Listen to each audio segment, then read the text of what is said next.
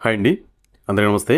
ICC champions trophy 2025 cricket అభిమానులకి రసవత్తరంగా అయితే మారింది. ఈ క్రికెట్ పండగ వెనుక ఓ పెద్ద బెట్టింగ్ ముఠ పనిచేస్తుందని నిఘా వర్గాలు అయితే గుర్తించాయి. భారత్ న్యూజిలాండ్ మ్యాచ్ నేపథ్యంలో కోట్లలో బెట్టింగ్ జరుగుతున్న ఒక సమాచారం. ఈ బెట్టింగ్ ముఠాల వెనుక ఎవరున్నారు, పోలీసులు ఎలాంటి చర్యలు తీసుకుంటున్నారు, పూర్తి వివరాలు మనం ఈ వీడియోలో తెలుసుకుందాం.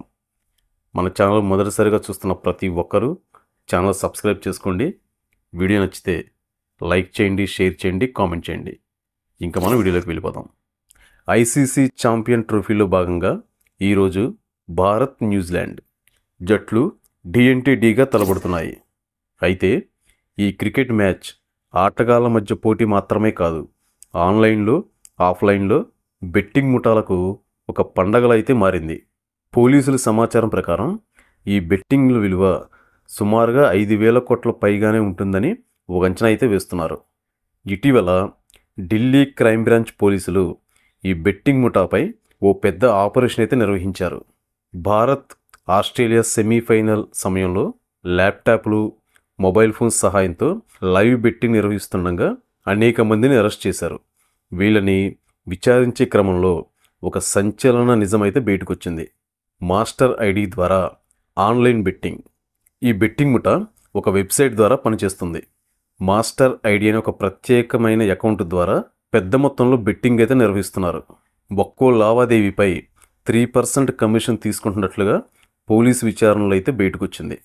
అంతేకాదు, కొందరు 35,000 రూపాయలు చెల్లించి ఇళ్లను బెట్టింగ్ కేంద్రాలుగా అయితే మార్చేశారు. పోలీసుల దృష్టికి వచ్చిన మరో ముఖ్యమైన సమాచారం ఏంటి అంటే, వీళ్ళు ఆన్లైన్ల ద్వారానే కాకుండా ఫోన్ల ద్వారా కూడా ఈ బెట్టింగ్ అయితే నిర్వహిస్తున్నట్టుగా తెలిసింది. అంటే క్రికెట్ ఫ్యాన్స్ మాత్రమే కాదు, క్రికెట్ను డబ్బు తిప్పుకునే అవకాశంగా మార్చుకుంటున్న కుహువానా వ్యాపారులు కూడా ఇందులో భాగస్వాములు అవుతున్నారు. ఈ ముఠాలకు కేవలం క్రికెట్ బెట్టింగ్ ప్రచారానికే పరిమితం కాదు, వీరు డి కంపెనీతో కూడా సంబంధాలు ఉన్నట్లయితే తెలుస్తుంది. ఈ ముఠా దుబాయ్ వేదికగా ఫైనల్ మ్యాచ్లో భారీ స్థాయిలో బెట్టింగ్ నిర్వహిస్తున్నట్లు ఒక సమాచారం. ఢిల్లీ పోలీసుల సమాచారం ప్రకారం వాళ్ళు చేసిన సోదాల్లో 22 లక్షల నగదైతే స్వాధీనం చేసినట్లుగా తెలుస్తోంది. అంతేకాదు, కెనడాలో ఒక క్రికెట్ బెట్టింగ్ యాప్ని డెవలప్ చేసిన ఛోటా బన్సల్ అనే వ్యక్తి దుబాయ్లో ఉన్నట్లు అధికారులు గుర్తించారు. ఈ ముఠా చాలా తెలివిగా పనిచేస్తుంది. క్రికెట్ స్టేడియంలో జరుగుతున్న ప్రతి చిన్న అప్డేట్ను ఒక వ్యక్తి బుకీలకు రహస్యంగా పంచుతున్నాడు.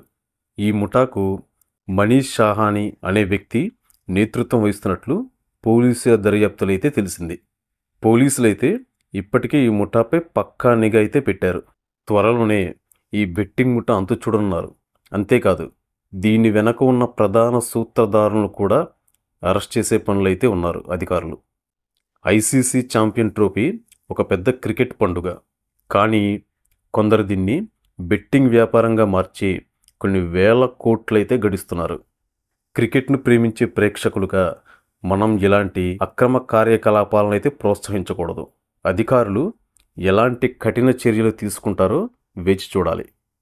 ఎందుకంటే ఈ క్రికెట్ బెట్టింగుల్లో ఎంతోమంది అమాయకులు లక్షల్లో మనీ అయితే ఇన్వెస్ట్మెంట్ చేసి లాస్ అయిన వాళ్ళు చాలామంది ఉన్నారు. మీరు ఈ విషయంపై ఏమనుకుంటున్నారు? క్రికెట్ బెట్టింగ్లపై మీ స్పందన ఏమిటి? కింద కామెంట్ రూపంలో తెలియచేయండి. మరిన్ని ఇంట్రెస్టింగ్ టాపిక్స్ కోసం మన పిఎస్ఎస్ తెలుగు న్యూస్ ఛానల్ని సబ్స్క్రైబ్ చేసుకోండి. రేపు మళ్ళీ మరొక వీడియోతో మనం కలుసుకుందాం. Thank you.